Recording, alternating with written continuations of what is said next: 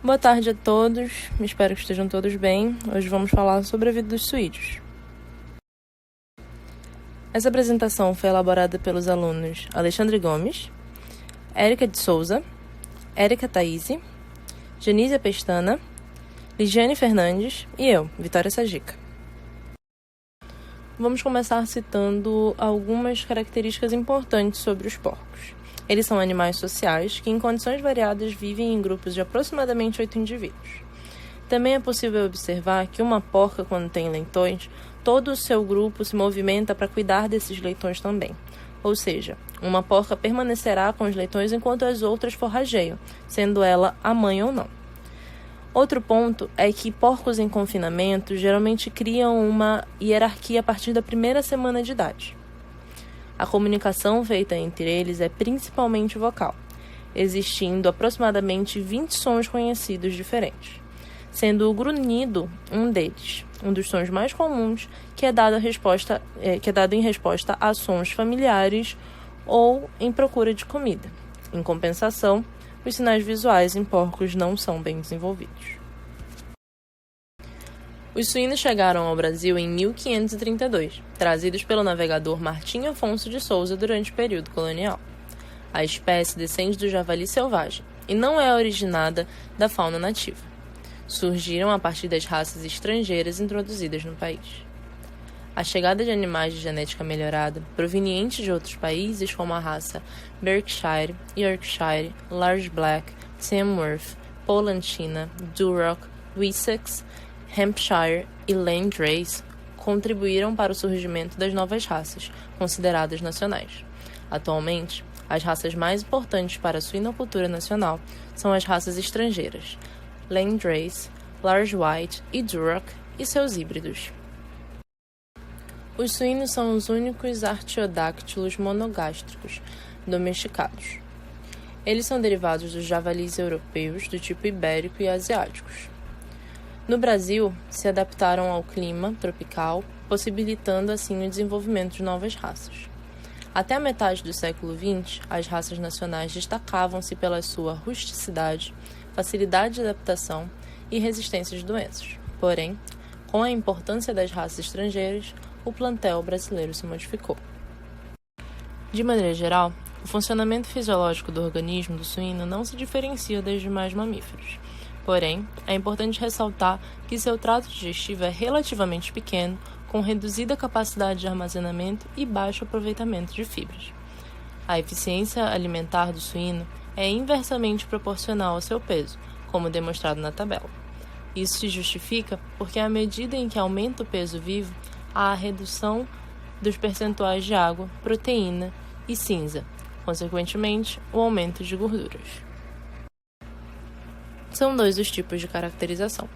A caracterização fenotípica é uma ferramenta para a compreensão das formas como as raças se desenvolvem, como os aspectos que as diferenciam, sua importância econômica, social e cultural para as comunidades que as criam. Apesar de sua importância, a caracterização fenotípica é pouco realizada no Brasil, principalmente com a espécie suína. Já na caracterização morfológica, os suínos nacionais apresentam dois aspectos importantes: a contribuição socioeconômica dos animais para seus criadores e a preocupação com a perda genética. Isso acontece ao longo dos anos.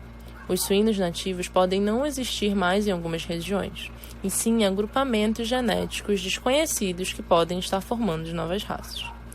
A classificação das raças de suíno é feita de acordo com o perfil frontonasal, tamanho e orientação das orelhas com a proporção da cabeça. A caracterização do perfil frontonasal é apresentada de 4 formas: retilíneo, quando possui perfil reto, sem qualquer depressão, como por exemplo na raça Large Black; subcôncavo, perfil com ligeira depressão na linha frontonasal, como no exemplo Duroc e Hampshire; côncavo, que é o perfil com depressão mais acentuada na linha frontonasal, por exemplo Large White e Landrace; e ultracôncavo, um perfil com depressão bem acentuada na linha frontonasal, como por exemplo o Berkshire. A caracterização quanto ao tamanho e posição das orelhas é obtida de 3 formas: céltica, onde as orelhas são longas e mais ou menos largas, implantadas na posição horizontal, cobrindo os olhos visto de lado, como nas raças Landrace, Wessex, Nilo e Canestrão. Ibéricas, que são orelhas medianas e implantadas horizontalmente, dirigidas para frente, como nas raças Duroc, Poland, China, Piau, Canastra e Pereira. E asiáticas, orelhas curtas ou grandes no sentido vertical, como nas raças Large White, Berkshire, Hampshire, Yorkshire, Macau, Nilo, entre outros. A classificação das raças quanto à pelagem é dada de 2 formas: simples, com pelagem vermelha, branca ou preta, e composta, na pelagem oveira, fachada e preta com ponta branca. Nas raças suínas nacionais, pode-se encontrar diferentes variações de pelagem, alternando da pelagem branca creme com manchas pretas, preta e tordilha, dependendo da raça, assim como pode ter a presença ou não de cerdas.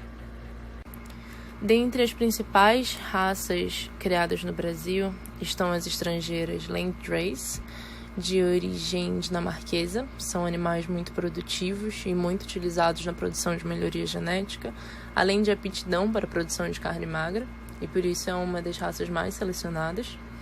A Large White, que ocupa a posição central da suinocultura brasileira, é um animal de bom temperamento, com boa morfologia dos membros, tem origem da Inglaterra. Duroc, que tem origem nos Estados Unidos, foi introduzida no Brasil com a característica da rusticidade e teve uma ótima adaptação em todo o território nacional.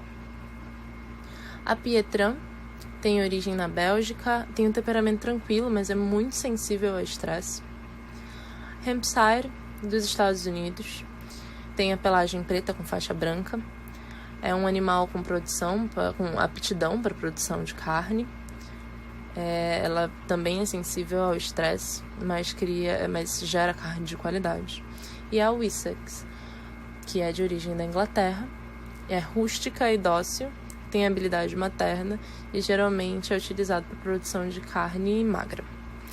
Já da parte nacional, nós temos a raça Piau, que possui uma pelagem branca creme com manchas pretas e marrons. Ela produz 7 a 8 leitões por gestação e ela tem aptidão para produção de carne e gordura.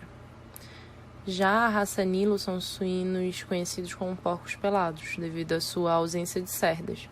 E por causa da mesma situação, elas não toleram baixas temperaturas, né? É um animal rústico, prolífico e precoce. Ele tem um perfil subcôncavo, suas orelhas são do tipo ibérico, pouco acentuadas, e sua grande rusticidade e facilidade no manejo alimentar é o que atrai as pessoas a tê-los em suas produções. Por último, a raça Carruncho, que se trata de uma raça de porte pequeno. Ela tem a pelagem oveira, né? Uma pelagem com manchas pretas e um fundo branco cremoso. É um animal com aptidão para a produção de gordura. Tem um peso médio entre 90 a 100 quilos. São animais rústicos, pouco exigentes quanto à alimentação e de temperamento tranquilo. Eles têm um maxilar bem desenvolvido, orelhas pequenas e dirigidas para cima, e grande propensão à engorda. Diferente das raças nacionais, que são utilizadas para produção de banha, as raças estrangeiras no plantel brasileiro são compostas por espécies resultantes de melhoramento tecnológico, com um índice de produtividade elevado, como na prolificidade, relacionado ao número de leitões gerados por cada fêmea, na precocidade, relacionado ao tempo adequado de abate, o animal chega à maturidade a alcançar estrutura esperada para o consumo, além da qualidade da carcaça, que envolve aspectos relacionados às características desejáveis, como a qualidade da carne magra, por exemplo. O plantel brasileiro de suínos é composto basicamente pelas raças Landrace, Lars White, Duroc, seguidas pelas Pietran, Hampshire e Wessex. São as raças mais indicadas para a criação de suínos no sistema intensivo de confinamento. Falando de sistema intensivo, nele todas as fases de criação são realizadas em regime total de confinamento. Esse confinamento ele pode ser dividido de formas diferentes. No sistema intensivo de suínos criados ao ar livre, o SISCAL, os animais são mantidos na fase de reprodução, maternidade e creche em piquetes, que são cercados com fio ou telas de arame eletrificados com corrente alternada. E o tempo de ocupação dos animais nos piquetes pode variar de modo que permita a manutenção constante da cobertura vegetal do solo. O sistema de criação misto ou semi-confinado utiliza piquetes para algumas categorias e confinamento para outras. Os animais recebem alimentação à vontade durante a fase de crescimento e depois passam a ter alimentação controlada, visando uma determinada produção de carcaça. Seu custo é maior do que o sistema ao ar livre e menor que o confinamento. Por último, temos o sistema confinado, onde todas as categorias de animais ficam sob piso e sob cobertura. As fases de criação podem ser realizadas em um ou vários prédios. Faz-se uso de investimento na utilização de mercado, no fornecimento de ração e limpeza que agiliza a engorda dos animais. A eficiência reprodutora acaba gerando a economia no processo. Já o sistema extensivo consiste em criar um suíno de forma rústica, sem qualquer instalação ou benfeitoria. É caracterizada pela permanente manutenção dos animais em campo durante o período do processo produtivo, que envolve a cobertura, a gestação, a lactação e a criação dos leitões, do nascimento até o abate. Por consequência, apresenta baixos índices de produtividade. A maior parte da produção dos animais é destinada ao fornecimento de carne e gordura para a alimentação dos proprietários. A puberdade é um marco do início do estímulo da reprodução. Isso pode acontecer em idades diferentes para cada gênero, sendo nos machos a partir do 5º ao 8º mês de vida e da fêmea do 4º ao 7º mês de vida. A partir daí, a fêmea começa a entrar nos ciclos estrais, ou então o cio, comumente chamado. Ele é uma mudança fisiológica recorrente e induzida pelos hormônios reprodutivos. Esse cio geralmente dura de 19 a 23 dias, com média de 21 dias. Como podemos observar na tabela, o ciclo estral ele é composto por 4 fases: proestro, estro, metaestro e diestro, além do período de anestro, que é a ausência do cio. Para que isso tudo ocorra, é preciso dos hormônios sintetizados e secretados pelas glândulas endócrinas. Eles são transportados para a circulação sanguínea para estimular, inibir ou interagir com a atividade funcional ou órgão-alvo específico, sendo eles o hormônio luteinizante, que provoca a ovulação, formação e manutenção do corpo lúteo, o hormônio liberador das gonadotrofinas, que estimulam a liberação de FSH e LH, o hormônio folículo estimulante, mais conhecido como FSH, que provoca o desenvolvimento folicular e a secreção dos estrógenos, estradiol, estimulando a manifestação do cio e a liberação do LH, e progesterona, que faz a manutenção em caso de gestação. Atualmente, a exploração da reprodução da suinocultura está ligada ao tipo de sistema de produção empregado na granja, sendo que em alguns casos não se faz necessária a presença do macho. Nesse sentido, a reprodução do suíno pode ocorrer de 2 formas: a cobrição, onde o criador necessita de um macho, podendo ser isso ao ar livre, deixando o macho e a fêmea no mesmo ambiente, podendo ser também mista ou controlada, que consiste em colocar um grupo de fêmeas e apenas um varão juntos em piquetes, ou dirigida ou à mão, que permite completo controle da paternidade, máximo aproveitamento do varão e máxima eficiência reprodutiva. Nesse, a fêmea entra no cio, né? A fêmea que está no cio é levada à baia ou piquete de cobrição, onde será realizada a cobertura na presença do tratador, que auxiliará o varão na introdução do pênis e compatibiliza o tamanho dos reprodutores com o da fêmea. Já na inseminação artificial, não se faz necessária a presença de um macho no rebanho. É feita a coleta do sêmen, é feita a chamada tecnologia do sêmen, onde ocorre a avaliação e classificação do sêmen coletado, e a inseminação na porca, logo em seguida. A gestação na espécie suína tem duração média de 114 dias, ou seja, 3 meses, 3 semanas e 3 dias, sendo os primeiros 30 dias considerados críticos para a sobrevivência dos fetos. Para evitar perdas embrionárias, é muito importante que as porcas não sofram nenhum estresse desnecessário durante a gestação, principalmente nesses primeiros 30 dias. Nesse sentido, o mais indicado é manter as porcas isoladas em locais tranquilos e silenciosos, longe de qualquer possível fonte de estresse. Naturalmente, quando está em gestação, a porca se alimenta melhor. Melhora seu aspecto físico, recupera o peso corporal com facilidade e fica mais tranquila. Depois do segundo mês, todo o sistema mamário entra em atividade e as mamas ficam bastante desenvolvidas, permitindo que o criador se programe quanto à proximidade do parto. Outro cuidado essencial a ser tomado com as fêmeas antes de serem levadas para a maternidade é a higienização do úbere e ventre, utilizando água morna e sabão. Isso ajuda a reduzir bactérias e outros agentes patogênicos, que possam vir a causar infecções e diarreias nos leitões. A alimentação durante a gestação de suínos, e especialmente o período pré-parto, é um ponto de atenção. A nutrição contribui para que seja alcançada uma excelente condição corporal da porca na entrada para a maternidade. Assim, é possível obter leitões de elevado peso e grande vitalidade logo ao nascimento. Na maternidade, o leitão recém-nascido possui um sistema de termorregulação e imunitário pouco desenvolvidos.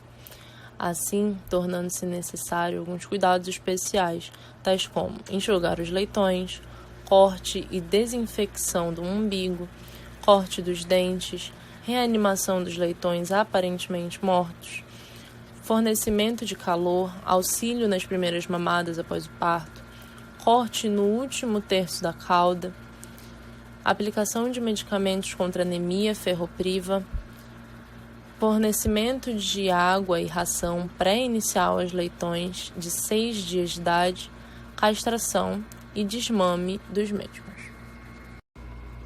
O auxílio para a primeira mamada é dado leitão por leitão, de maneira que todos os animais consigam ingerir o colostro. Ao nascer, o leitão praticamente não tem nenhuma proteção imunológica contra micro-organismos patogênicos existentes no ambiente. O leitão recebe passivamente os anticorpos da mãe através da ingestão do colostro, também chamado de primeiro leite. A absorção dos anticorpos depende da capacidade de absorção do epitélio intestinal, que começa a diminuir 24 a 36 horas após o nascimento. Logo, quanto maior o período entre o nascimento e a primeira mamada, maior será a chance de se estabelecer uma infecção ligada aos transtornos metabólicos, tais como hipoglicemia e anemia ferropriva. A idade com que os leitões são desmamados é um fator que interage com todas as questões discutidas acima. Leitões desmamados muito cedo exibem comportamentos anômalos que causam preocupações em relação ao bem-estar dos animais. A agressividade também é relacionada ao desmame precoce, possivelmente através de alterações cognitivas e estresse psicológico. Os substitutos de leite são uma maneira prática e eficiente de facilitar a mudança do leite materno para a ração seca, dando tempo para o completo desenvolvimento do sistema digestivo dos leitões. O bem-estar animal é um dos maiores temas de discussão atualmente na indústria da proteína animal, incluindo, é claro, a suinocultura. O assunto envolve toda uma cadeia produtiva, do produtor ao técnico, da granja à agroindústria e os transportadores, todos em busca de melhoria aos padrões de trato e respeito aos animais. O bem-estar animal consiste no conforto físico, mental e fisiológico, que permite que os animais exerçam suas atividades próprias da espécie, livres de estresse. Para isso, um animal deve se encontrar livre para expressar o comportamento natural, livre de dor, injúria e doenças, livre de medo, estresse, livre de desconforto e principalmente livre de fome e sede. Suínos são animais homeotérmicos, capazes de regular a temperatura corporal. No entanto, o mecanismo de homeostase é eficiente somente quando a temperatura do ambiente está nos limites aceitáveis para o animal, possibilitando alcançar um bom desempenho produtivo. O país é um dos maiores produtores de carne suína, podendo apresentar alto índice de perdas produtivas devido à falta de climatização em suas instalações de produção animal, o que limita sua eficiência na produção. Esse estresse térmico consiste principalmente na intensificação da dissipação de calor por evaporação do trato respiratório, seguida da redução do consumo de alimentos, com consequente redução de ingestão de energia, constituindo um esforço do animal em reduzir a produção de calor metabólico. Muitas dessas respostas fisiológicas e metabólicas ocasionam menores taxas de crescimento, baixa eficiência de utilização do alimento e alterações na composição de carcaça. Os suínos apresentam pouca tendência a desenvolver doenças infecciosas graves, mas a má alimentação, criação inapropriada e a falta de higiene são uma das principais causas de enfermidades desses animais.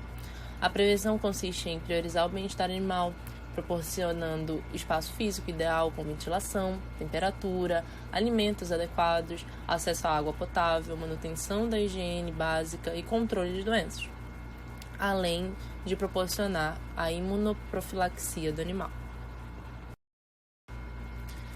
A imunoprofilaxia pode ser dada de duas formas, passiva ou ativa.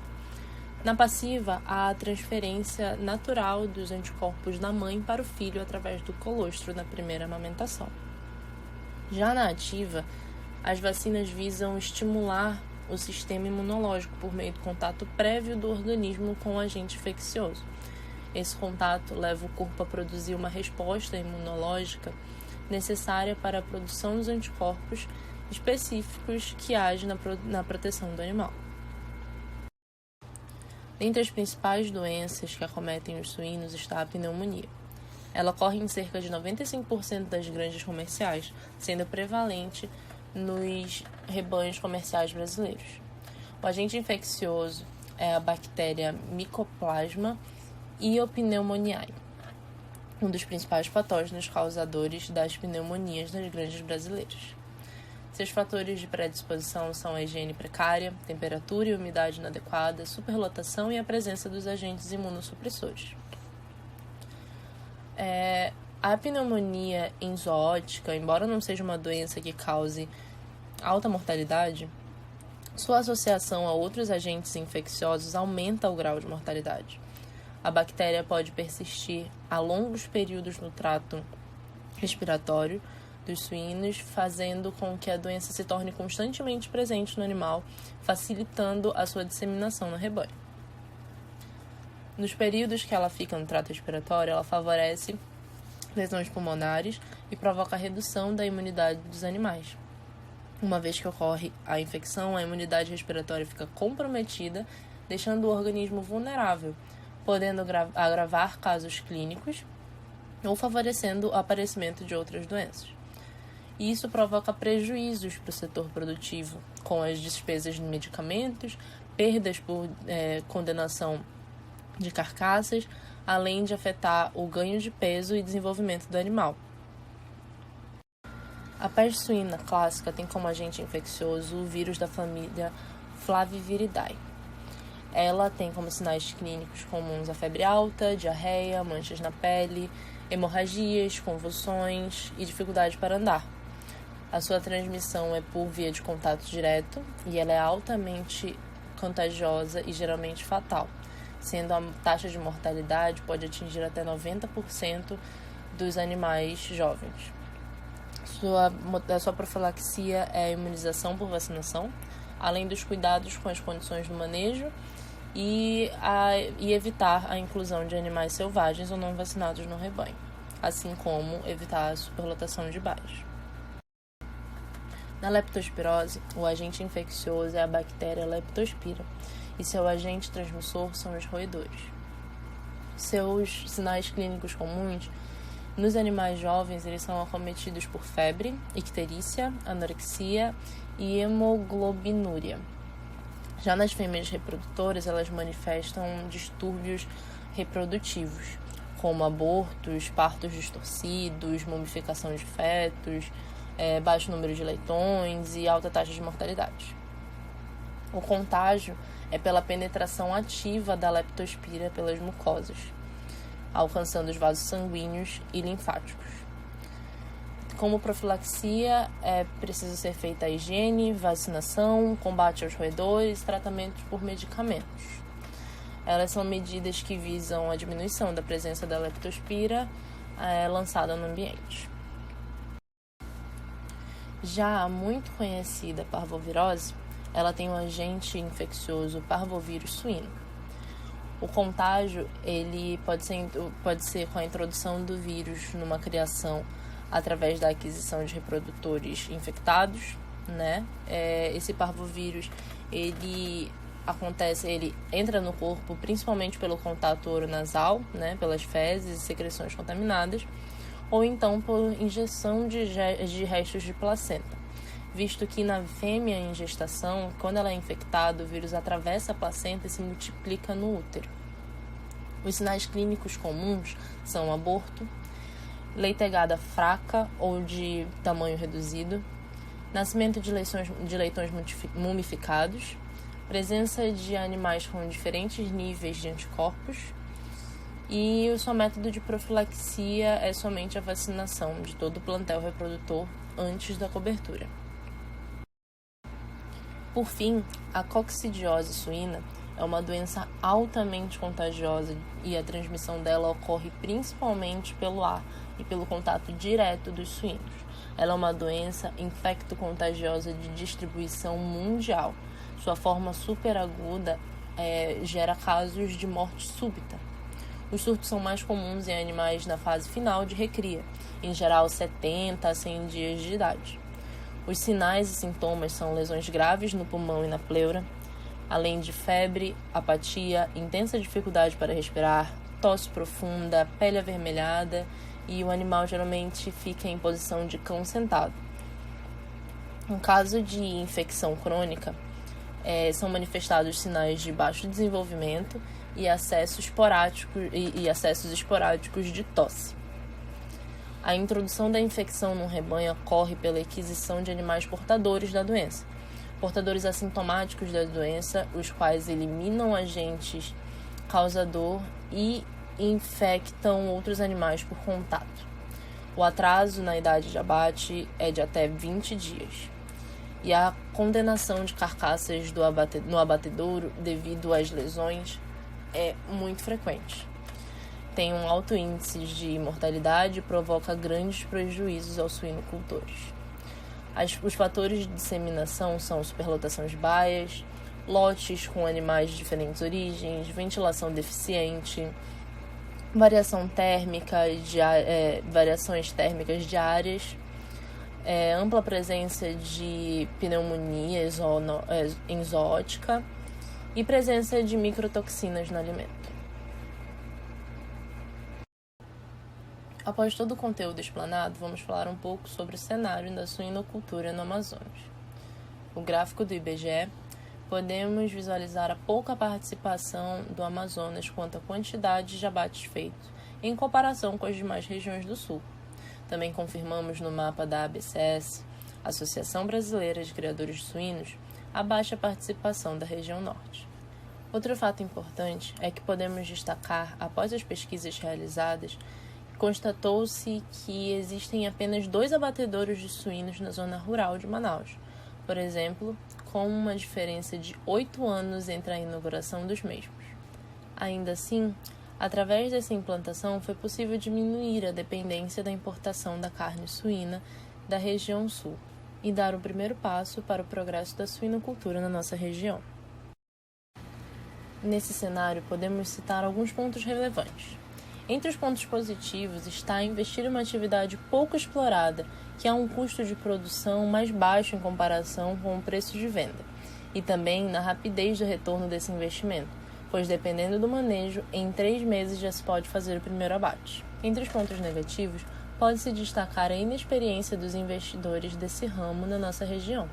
Também há pouca mão de obra especializada, mas com muito trabalho e investimento em tecnologia indispensáveis para a consolidação de um produto capaz de fazer frente aos produtos de outros estados com marcas reconhecidas nacionalmente. Em termos de investimentos em insumos, podemos citar a aquisição de matrizes e reprodutores com características genéticas que priorizam a conversão alimentar em rendimento dos animais de abate, sem desconsiderar as características qualitativas e sensoriais necessárias a qualquer produto alimentar de qualidade. Um exemplo que vimos em reportagem no Amazônia Rural é o criadouro de suínos no Amapá, que adquiriu um javali em Santa Catarina e fez a cruza com o porco regional, que denominaram Java Porco, que produz carne magra e também melhor se adapta na região.